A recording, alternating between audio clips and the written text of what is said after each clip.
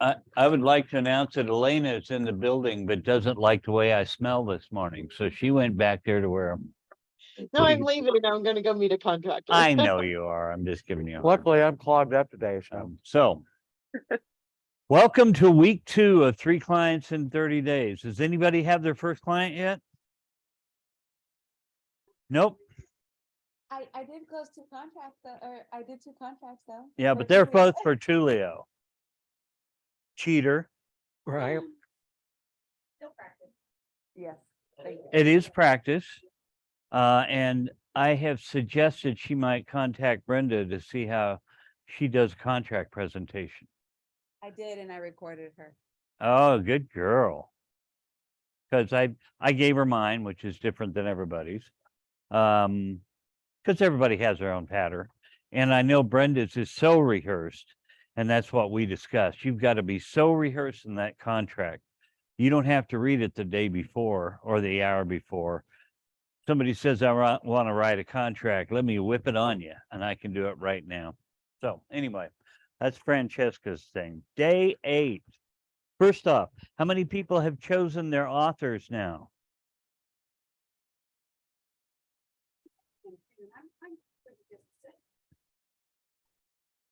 Francesca, do you choose?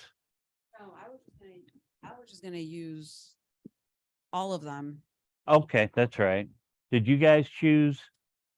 So I'm different, and I'm going through everything today. I will so that when my team does this book, we can work it all out. Oh, you cheater. First off, you got to talk in the microphone. But second, I'm glad that you thought enough of the book that you guys were also doing it. I like the idea of a spreadsheet. If you get that done by the time we're done with this book and you don't mind sharing, we would take it. If you don't want to, I get that. Morning, Jason. What's for breakfast, Jason? Good morning. Eggs. Enjoy. Thank you. The second thing I want to do is say before we jump into this, the chapters and stuff is, if we stay on track, we should have maybe 3 more weeks of this book to get your 30 clients, because we've completed week 1. We're now going to start week 2, and we'll have week 3 and 4.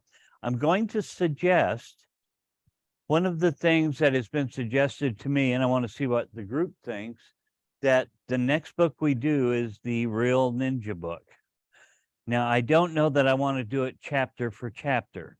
Part of the reason is it's a very thick book, and you might start with, you know, why are you a real estate agent? And some other things that we may have done. So I may cherry pick some of the chapters. But is that something that you guys would say, yeah, let's do it? Or are you guys going, no, we've already got a ninja group. Let's do something else. I need feedback. I'm going to vote for going through the book with everybody because it's a great book and Okay. not everybody's involved in our group. True. For those of you who don't know, Cheryl's been to Colorado and several times and has the whole ninja thing. I think the book has been updated, but they're, you know, the classics never go out of style, if you will, you know. So I'm kind of supportive of it. That's one vote. Anybody else have any comments on going through the ninja book? That's overwhelming to me that, you know, everybody. Well, and 2 online. Kim, do you have any comments? Chris? Don't have a problem with it at all. My biggest thing. Look for other people that have already done the ninja. So to that they did like Boring. Well, that's why the first person I asked was members of the ninja group, like Cheryl, like Lynn. My brain just went blank. Tammy, Francesca has said it. I think Elena has. So there is something about moving into the fall, revamping and going through some of the business planning and those kind of stuff that you ought to do every year. So. Okay.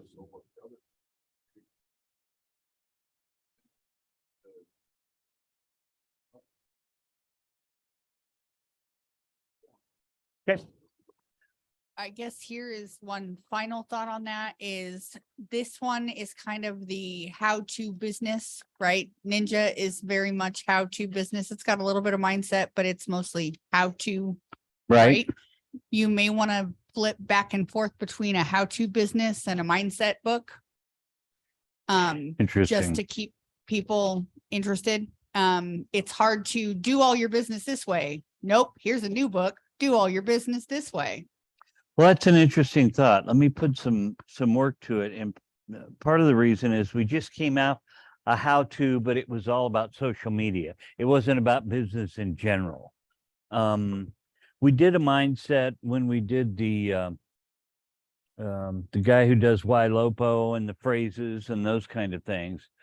So we might put a short mindset book in the middle and then go back to. Okay, we'll talk about it. What is the little tiny sales book that says the only sales book that a salesman ever needs? It's like the 3 minute something or other. I don't know. I'm still thinking about that. I've had several people who look at me cross-eyed when I bring that up. So They need to read the book. I mean, that's to me, the Miracle Morning. the Miracle Morning is all about success. And it's not, so the original Miracle Morning is the go to bed in your workout clothes and wake up at 4 a.m. for a real estate agent. Yeah, It it's is different. not like that. And I will say this, Miracle Morning for real estate agents is on the reading list that I see everywhere for books to read about how to be a real estate agent. I mean, it appears on each one of them. So maybe we'll look at that. Okay, let's go back to our studies today. So if you were out of town and you didn't pick an author, did anybody do anything this week?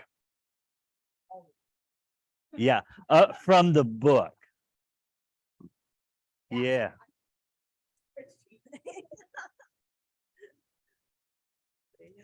So day 8, they were talking about creating content.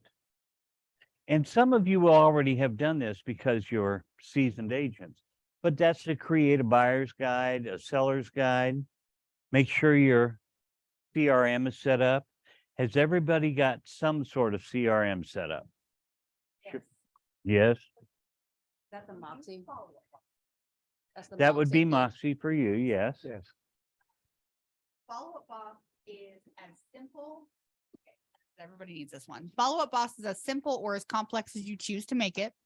An individual seat of it is somewhere between $30 and $40. And if you need a code, you need a whatever, let me know. I'll put you in touch with people. If you're running a team, it is obviously considerably more. But since we're the only team here, I would assume everybody else is trying to buy solo seats. It is intuitive. It is easy to use. And again, you can make it as involved as you want to. At the end of the day, no matter what it is that you choose to use, it is going to be as good as you make it. If you are not in there every single day, you are wasting your dollars. Well, I will say this because I've heard it over the years. The best response to what is the best CRM out there, it's the one you will use. If you don't use it, it don't matter. Now, Moxie is adequate. Moxie integrates in a lot of ways. It's pretty nice. It is not as intuitive as Follow-Up Boss. And I would say for a team, Follow-Up Boss would almost be a requirement to track all the things that they have to do. For an individual, you can do just fine with Moxie or Follow-Up Boss, but Moxie's free. So, there is that. So if you don't have a CRM set up and working yet, start it. One of the things that she talks about is the buyer and seller guides, and then use those to create lead magnets. Now, I know Chris and Brenda know or Chris and Kim know what a lead magnet is. But do the rest of you know what a lead magnet would be? If you've created content like a buyer's guide, a seller's guide, if you want to try to get people to register so that you get their information to put in the CRM, you've got to have something that attracts them. You can take an ad out on Facebook. It can be a very lousy ad. Click here to know what your home's worth. Well, some people will, some people won't. I read one of the best lead magnets I've seen is click here for this week's open houses. Open houses for people that are actively looking are pretty great. And the Moxie website can filter down to just open houses. If you do sort of like a landing page, they click here and say, put in your information and you'll have access. That's one way you can do it. Another way is send me your name and so on. And then I will I will send you the information. You can do it that way. Some people would do it as a freebie because Moxie doesn't really give you a way to say they can click on it 3 times and they have to register. Quick question. I know in the MLS you can go in and schedule your open houses. Yes, Is there some way that we could filter all open houses throughout Yes. the entire MLS instead of just our company? yes, but But, that's already what Moxie does. It filters the entire MLS. oh, it does. Yes. It gets an IDX feed, so it shows everything that's open in your radius map. All you have to do is click the little button, open house. That's it. And it says this weekend, tomorrow, next weekend, and it keeps, and you can save that link. It's no problem. Okay. I'm not downplaying. Look at Francesca smile. I got an idea now. I'm not downplaying setting out to get your people who want to know what their home's worth. But there's several issues you might want to think about. Wygand has 3 different sources they pull, which is okay.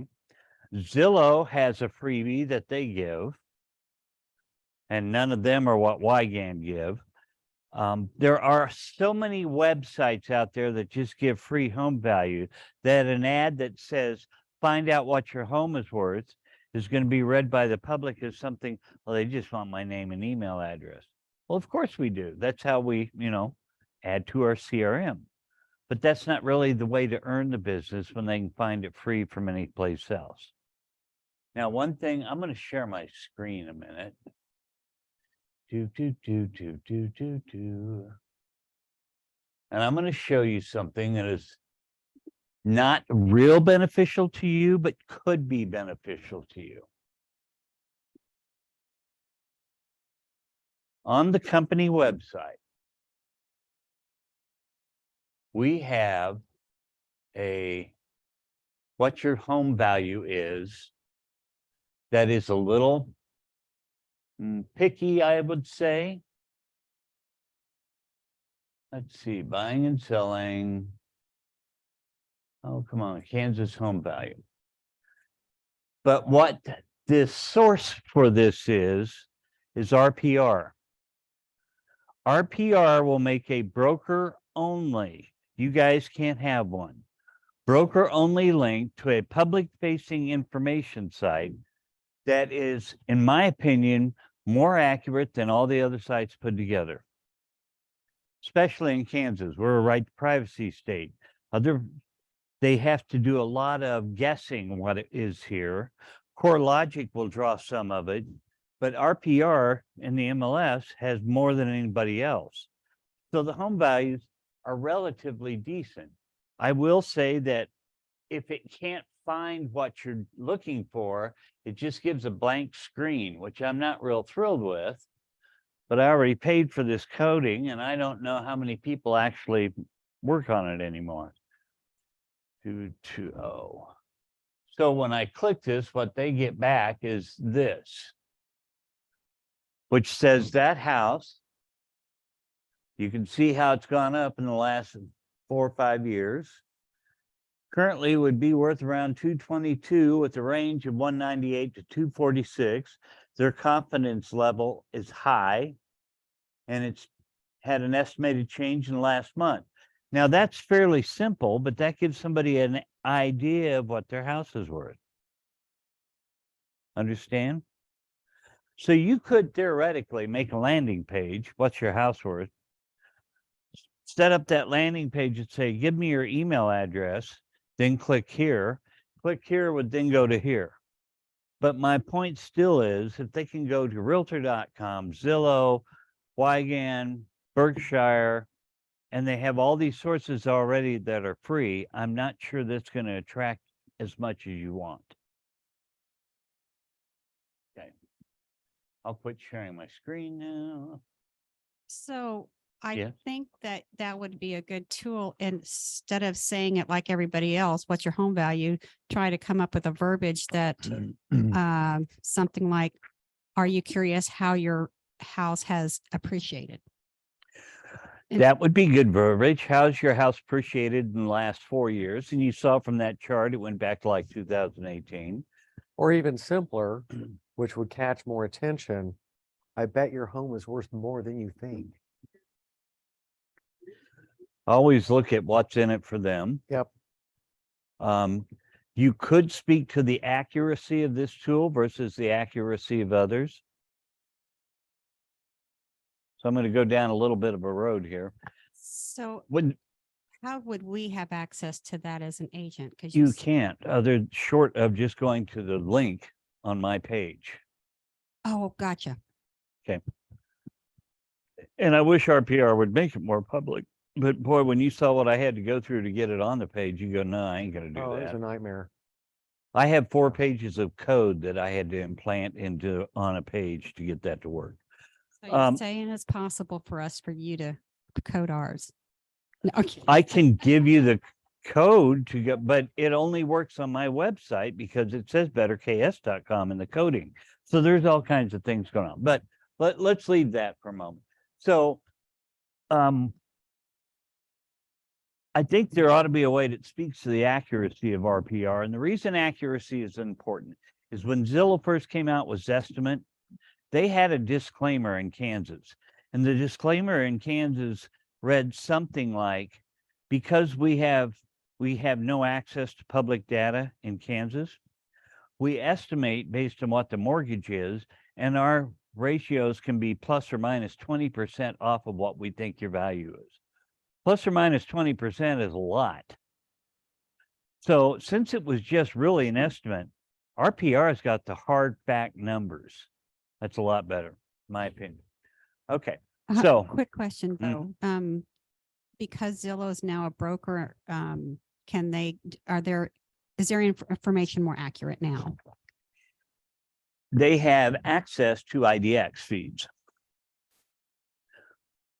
Depending on how smart they were and how the MLS set it up, they may or may not have access to the sold data.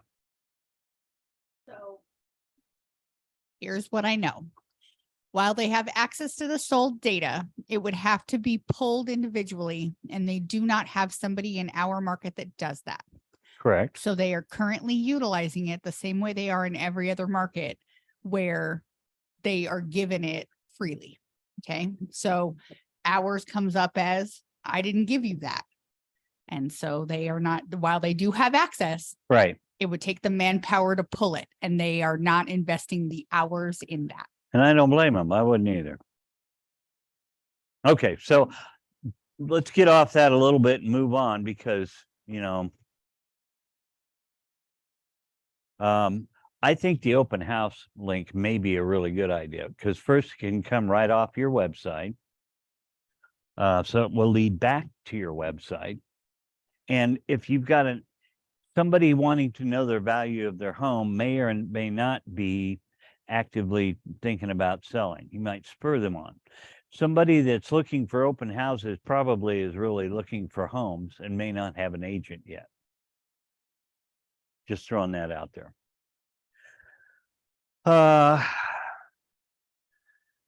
Create an open house ad on Facebook. Lynn, have you ever done that? Why not? I don't know how. Oh, it's easy. Super easy.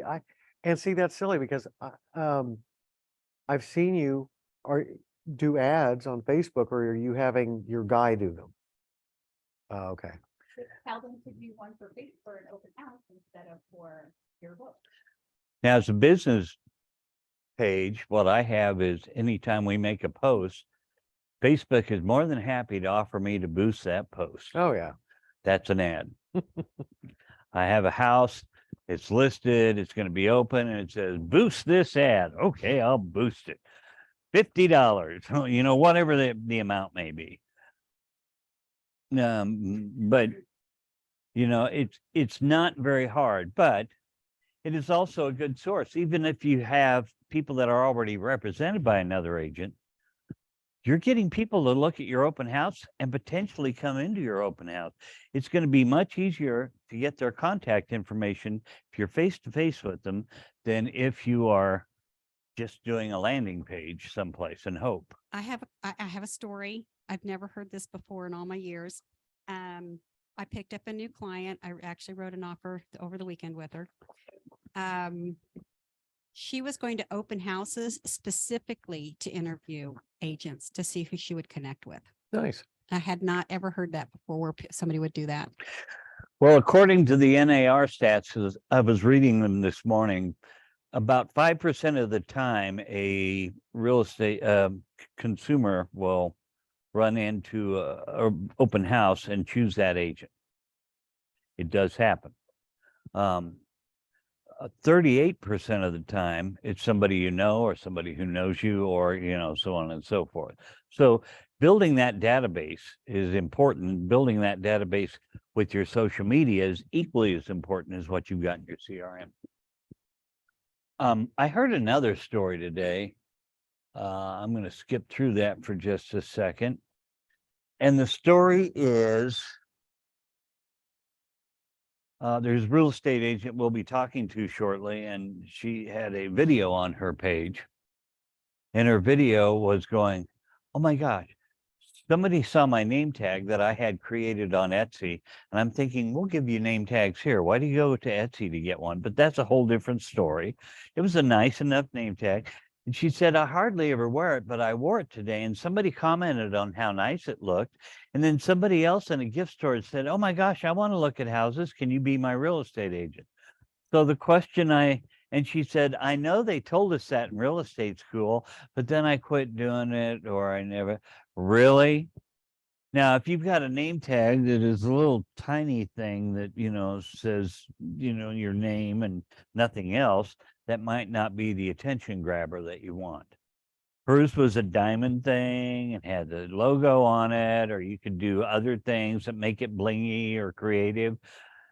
I don't know that having your picture on it is, I mean, it looks good on paper, but they're looking at you when you have your name tag. Do you really need your picture on it? I mean, so, and this agent didn't, but I mean, I've seen people who do it. So I'm saying, Just Yeah. wear it upside down. yeah, Wear it upside down, no matter what it is, then people will be annoyed enough to look at it and tell you to turn it right side up. Fisher transmission, it works for them. or even if they're not annoyed, oh dear, you got your name tag upside down. Let me help you with it. And now you've got a give-take relationship. There's a lot of psychology to that. Or something extremely personal happening. No, it's give-take. Oh, hey. I guess it depends on where you wear your name tag too. There you go. Well, it's supposed to be over Chris, your keep it above right- the belt. your right side, because when you're shaking somebody's hand, that's where their eyes gravitate to. And I didn't know that. until I've my noticed a daughter lot told of me that. people wear the right side, but I Oh, always wow. wore mine on the left side.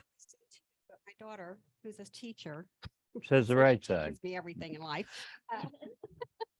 Said that There's when you're shaking somebody's hand, where they look. There's something else I want to say about taking it. If you're going to take a selfie and you're wearing your name tag, you know, there's a setting in the camera so that the writing isn't backwards on the video. What are you doing? Oh, looking at it.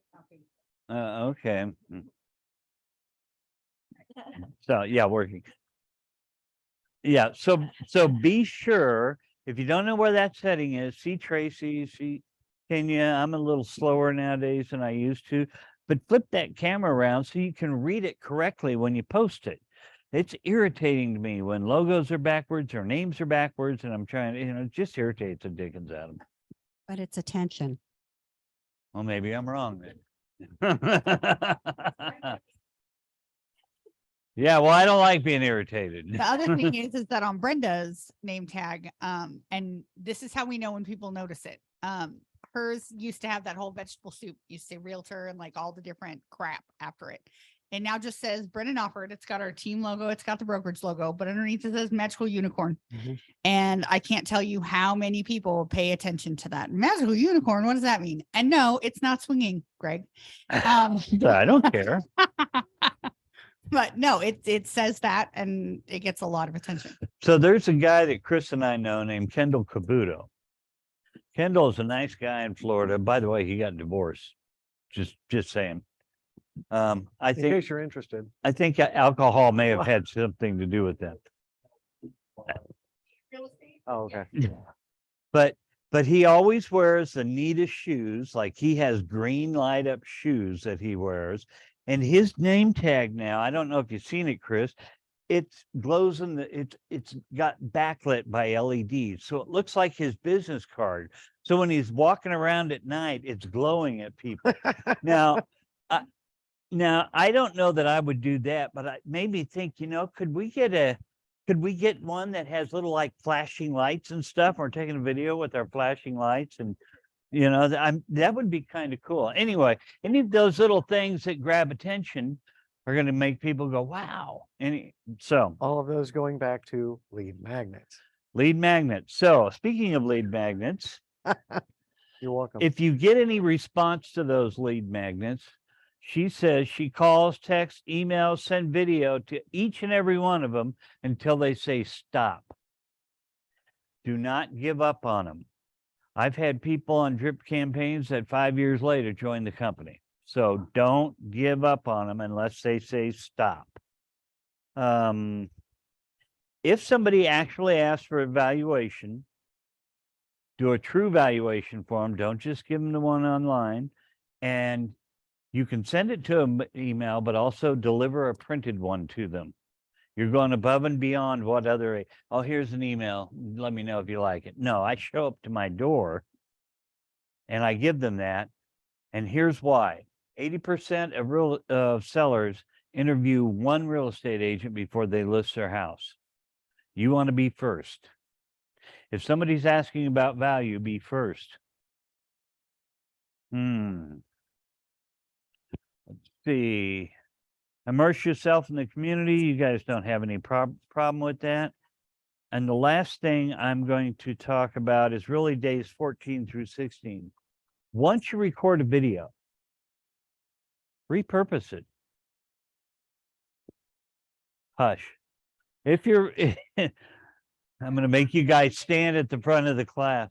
If you do videos and you can repurpose them at all, if you didn't figure out how, put it in a different setting, make different comments on it, repeat it, 2 months from now. Take snippets out of it. Take snippets out of it. Send them directly to a client instead of posting them on social media. Yes, Kim. So we actually do evergreen content. So obviously we do like the stuff that is pertinent to a particular listing or a particular buyer, things like that. But we generate what we call evergreen content where we don't use somebody's name. We will do them inside because here in Kansas where we have 4 seasons, you can always tell what time of year it is. Okay, so you do them inside. We actually have Brenda just change her shirt sometimes so that it will look like it's spread out over several days. But we will record things where it's, hey, thanks so much for your interest in the team. And when they get that video sent to them via text, via email, whatever, they think that we took the time to sit down right then and there and record that video and send that to them. And we did not. So you're saying like, you have a generic, like you go into a house at a listing appointment and then you walk out and you push a button and a thank you. I really, appreciated the time with you type of generic video. Yes. However, we don't do it as soon as we walk out of the house. We do it when Brenda gets back to the office so that it looks like they've had time to travel, got back to where she was going and then sent it. You shouldn't be sending it as immediate as I'm in my car because we don't record them there. You'd be able to see out the windows that it's not the right time. So We have things where it looks like, especially because we're down in the basement where we don't have windows. So it works out perfect. And there's other tricks you can do. You can do some splices in with a title page or an announcement or something that gives you time to do things like that. We're not that cool. We just use an iPhone and we just throw crap together. There you And I go. got to tell you, people just, it doesn't matter. You don't invest a bunch of time and energy into learning a new skill. Use your iPhone and make a thing. And I promise, just you've already gone that step further than 99% of the other That's people in true. this industry in our market. The only thing you have to be careful of is that the haircut's the same. This is true. When Brenda changes her hair color, we do have to redo those. If Brenda walks out and she looks like who done it and ran, and then she sends them a video of brand new hair. On the it's like, other wait, hand, what? let's take a moment and say that you could have an evergreen video, and then you could do a 10-second introduction. Say, here's what I like my clients to know after I visited their home. I had so much fun seeing you. Thank you very much. Put them together and send it. You don't have to worry about hair, shirts, or anything. Okay. So having said all that, I think I'm going to call class unless we have any comments. I want you to read the damn book. You bought it, read it. Wow, you're so forceful.